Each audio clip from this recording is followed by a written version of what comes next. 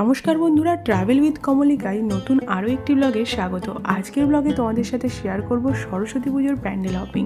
Generally Saraswati পুজোর প্যান্ডেল হপিংটা অতটাও হয় না, কারণ শুধুমাত্র সরস্বতী পুজোর প্যান্ডেল হপিং বলতে বোঝায় এই স্কুল ওই স্কুল ঘোরাফেরা করা এবং নিজের বন্ধুবান্ধব সমস্ত মানুষদের সঙ্গে একটু ভালো করে আনন্দ করা। বলতে পারো বাঙালির একটা ভ্যালেন্টাইন ডে হচ্ছে এই সরস্বতী পুজো। আর ঠিক এবছরেও সরস্বতী পুজোটা পড়েছিল 14 ফেব্রুয়ারি, ভ্যালেন্টাইন ডের দিনে। কিন্তু সেই দিনে কারা কারা কীভাবে এনজয় করেছে আমি জানি না, কিন্তু আমরা এনজয় করেছিলাম বাড়িতে প্রতিমা উদযাপন করে। আর দেখো, এখানে একটা স্কুলে আমরা চলে গেছিলাম পুজো শেষ করে। সেখানে ছিল প্রচুর হস্তশিল্প, যেখানে প্রত্যেকটা ছাত্রছাত্রী তাদের নিজস্ব কাজ দিয়ে সজ্জিত করেছে এই মণ্ডপ। আর হ্যাঁ, এবার আমরা চলে যাই সেই প্যান্ডেল হপিংয়ের দিকে, যেখানে ছিল নানান ধরনের ঠাকুর নানান থিমে, এবং এই থিমের ওপর ঠাকুর সজ্জিত বোধহয় দেখলে দুর্গাপুজোর কথা খুব মনে পড়ে যায়। প্রতিটা প্যান্ডেলে রয়েছে নানান পুরস্কার, তার সাথে সুসজ্জিত হয়েছে নতুন নতুন থিমে নতুন নতুন কার্যকলাপে। তো চলো শুরু করা যাক। আমরা চলে এসেছি বড়িয়াতে ঠাকুর দেখতে। তো বড়িয়াতে আমরা ছোটো থেকেই শুনে এসেছি এখানে সরস্বতী পুজো হয় কম্পিটিশানে, আর সেখানকার প্রতিটা ঠাকুর এ বলে আমায় দেখ ও বলে আমায় দেখ, এই রকমভাবেই হয়। তো দেখো, প্রথম একটা মণ্ডপ তোমাদের সাথে শেয়ার করলাম, সেকেন্ড আর একটা মণ্ডপ সজ্জা তোমাদের সাথে শেয়ার করছি। যদিও এইটা বোলসিদ্ধির শিব মন্দিরের উপরে ওঠা রাস্তার ধারের দুটি ঠাকুর, অসাধারণ সুন্দর এবং মাটির কাজে এই ঠাকুরগুলো সজ্জিত। আর ঠাকুরের আর্ট এবং থিম পুরোটাই কিন্তু অসাধারণ লুক নিয়ে তৈরি। আর সত্যি কথা বলতে এখানে প্রতিটা ঠাকুর তোমরা দেখবে এবং মন প্রাণ জুড়িয়ে যাবে। যেটা কোনোটা রয়েছে মাটির প্রদীপ, আবার কোনোটা রয়েছে দড়ি দিয়ে, কোনোটা লাইলন দড়ি, এবং কিছু রয়েছে পাট দিয়ে, তারপরে রয়েছে পাতা, এইসব দিয়ে, বাঁশ কাঠিয়ে দিয়ে, সাইকেলের যে সমস্ত পার্টস খারাপ হয়ে যায় অর্থাৎ বেয়ারিং, চাকা, সব কিছু দিয়েও রয়েছে একটা ঠাকুর। আর এখানে দেখো পুরো টিনের সাজে সজ্জিত রয়েছে আরও একটি মণ্ডপ, যেটি রাজবাড়ির থিমে তৈরি। আর এখানটাতে একটা নর্মাল লুক নিয়ে হলেও ঠাকুরের ভঙ্গিমা কিন্তু যথেষ্ট সুন্দর, অসাধারণ সুন্দর লাগছে এই ঠাকুরটি। প্রতিটা মণ্ডপ তোমাদের সাথে শেয়ার করার চেষ্টা করেছি, যে মণ্ডপগুলি হয়তো তোমাদের মণ্ডপ পছন্দ না হলেও ঠাকুর অসাধারণ সুন্দর লাগবে। আবার কোথাও কোথাও প্রতিটা রয়েছে থিমের উপরে কাজ করা। এখানে দেখো আরও একটি ঠাকুর তোমাদের সাথে শেয়ার করছি।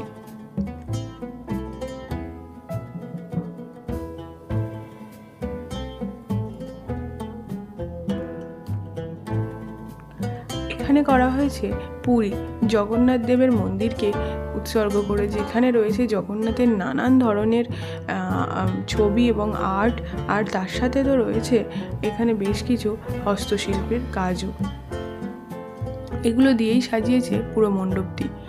আর এখানকার যে প্রতিমা রয়েছে, প্রতিমার কিন্তু আর্টটাও ছিল একটু অন্যরকম। সচরাচর আমরা এই রকমভাবে প্রতিমা দেখি না, কিন্তু এখানে প্রতিমাটা দেখায় বেশ ভালো লেগেছে।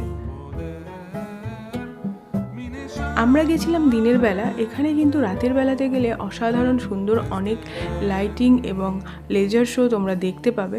আর এখন বলে লাভ নেই, হয়তো অনেক মণ্ডপে এখনও ঠাকুর রয়েছে, তবে সত্যি বলতে এখানকার ঠাকুর নিয়ে কোনো কথা হবে না। দেখো, এই ঠাকুরটি অসাধারণ সুন্দরভাবে সুসজ্জিত হয়েছে, যেখানে মাটির থালায় আঁকা রয়েছে নানান ধরনের শিল্পকলা, আর তার সাথে রয়েছে এই প্রতিমাটা সেখানেও করা হয়েছে পুরোপুরি মাটির। এখানে দেখো আরও একটি মণ্ডপ তোমাদের সাথে শেয়ার করছি, যেটা রয়েছে কাদা মাটিতে, যার উপর ধান দেওয়াতে ধানের গাছগুলো বেরিয়ে গেছে, আর সেটা দিয়েই একটা পুরানো দিনের বাড়ির কিছু থিম তুলে ধরা হয়েছে, রাজবাড়ির। তো সেখানে ঠাকুর করা হয়েছিল খড়ের, এবং তার সাথে অল্প কিছু ছিল পাটের দড়িও। পুরো খড়ের তৈরি এই প্রতিমা অসাধারণ সুন্দর দেখতে লাগছিল, যেখানে কোনো কথা হবে না একটা পুরানো দিনের গুহা বা কিছু এইরকম প্রকাশ পেয়েছে। আর এটা করা হয়েছিল পুরো পাথরের, থার্মোকলের উপর করা, কিন্তু পুরো পাথরের থিম নিয়ে। লিং টাওয়ার অফ পিজা, তো এটা চেষ্টা করা হয়েছে ওই রকম। দেখো, চারিদিকে ফুল গাছে সুসজ্জিত, আর ভেতরের ঠাকুরও ছিল অসাধারণ সুন্দর। এখানে কোনো প্রতিমাকে আলাদা করে বলা যাবে না এটা ভালো ওটা খারাপ। তবে হ্যাঁ, তার মধ্যে থেকে তো বিচার অবশ্যই হয়েছে এবং এখানে ফার্স্ট সেকেন্ড থার্ডের প্রচুর পুরস্কার থাকে এবং বিভিন্ন জায়গা থেকে এগুলো করা হয়। তো প্রতিটা মণ্ডপের সাইডগুলো দেখলে তোমরা বুঝে যাবে। এখানে দেখো দুর্গানগর পঞ্চানন ক্লাবে যেখানে 67 বছরের পুজো, আর এই পুজোতে দেখো দু সাইডে রয়েছে নানান ধরনের পুরস্কার। এরা বিজয়ী হয়ে জিতে নিয়েছে নানান পুরস্কার। আর এটা কিন্তু ছিল পুরোপুরি বাঁশের তৈরি, বাঁশের সমস্ত জিনিস দিয়ে করা হয়েছে, যেখানে ছোট্টবেলাকার আমরা যেগুলো বইয়ে পড়েছি সেই সমস্ত কবিতাকে উৎসর্গ করে এইগুলো করা। আর সেখানে অসাধারণ সুন্দর বাঁশের এই কাজ, দেখতেও খুব ভালো লাগছিল সিনারিগুলো।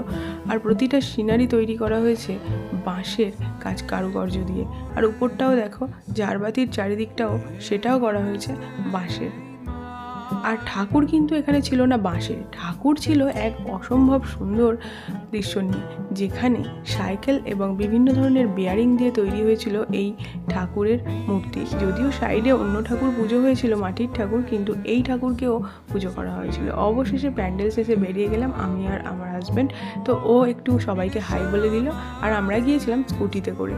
পুরো মণ্ডপ না হলে এভাবে দেখা, সত্যিই হেঁটে হেঁটে দেখা সম্ভব নয়, কারণ অলি গলি প্রচুর ঠাকুর রয়েছে। এখানে দেখো যামিনী রায়ের আঁকা কিছু ছবি, যেগুলোকে এখানে তুলে ধরা হয়েছে। তার সাথে বাঙালির ঐতিহ্যবাহী একটা দিক তৈরি করতে এখানে দেখো গামছা এবং শান্তিনিকেতনের কিছু কাজ তুলে ধরা হয়েছে। আর এই ঠাকুরটা কিন্তু পুরো লাইলন দড়ি দিয়ে করা, অর্থাৎ যে লাইলন দড়িগুলো আমরা জেনারেলি কালারিং দড়ি কিনতে পাওয়া যায়, সেই সমস্ত দড়ি দিয়ে এই মণ্ডপটা সাজানো। শুধু মণ্ডপ নয়, ঠাকুরকেও সাজানো হয়েছে এই দড়ির ঠাকুর। তো যাই হোক, এখানে দেখো আরও একটি মণ্ডপে হাজির হয়ে গেছি, যেখানে রয়েছে ঠাকুর অসাধারণ রূপে। আর এখানটাতেও খুব ভালো লেগেছে, ছোট প্যান্ডেলের ওপর সুন্দর। আর এটাও আর একটা নতুন মণ্ডপ, যেখানে দেখো ভাঁড় দিয়ে কাজ করেছে গোটা প্যান্ডেলটি। আর ভেতরের ঠাকুরটি রয়েছে সোলার, কিন্তু অসাধারণ সুন্দর কাজে সজ্জিত করা হয়েছে।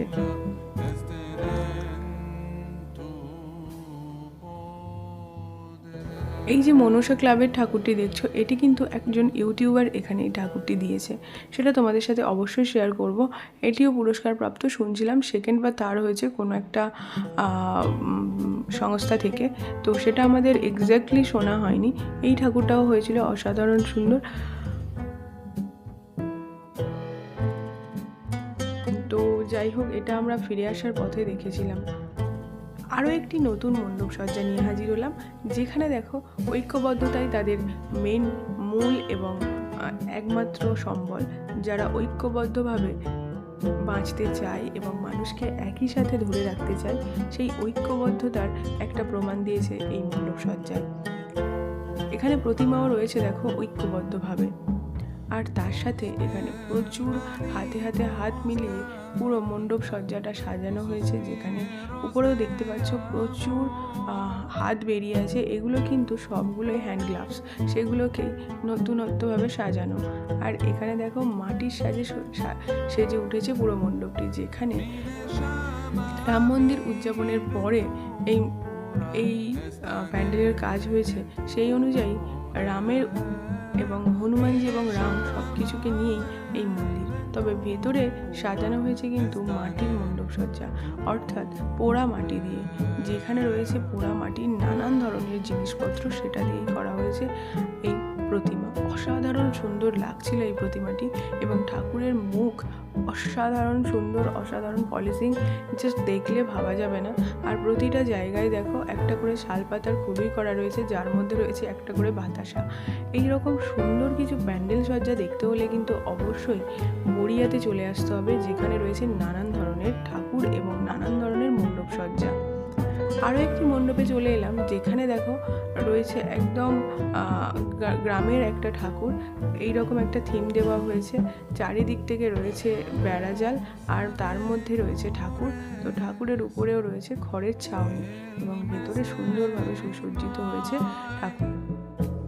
চলে এলাম নবজাগরণ ক্লাবের ঠাকুর দেখতে, যেখানে কিন্তু প্রতি বছরের ন্যায় এবছরও করা হয়েছিল অসাধারণ ঠাকুর এবং প্যান্ডেলও, যেখানে দেখো আরতি মুখোপাধ্যায় থেকে শুরু করে নানান শিল্পীদের ছবি দেওয়া, আর এখানে পুরো থিমটা হয়েছিল গান নিয়ে।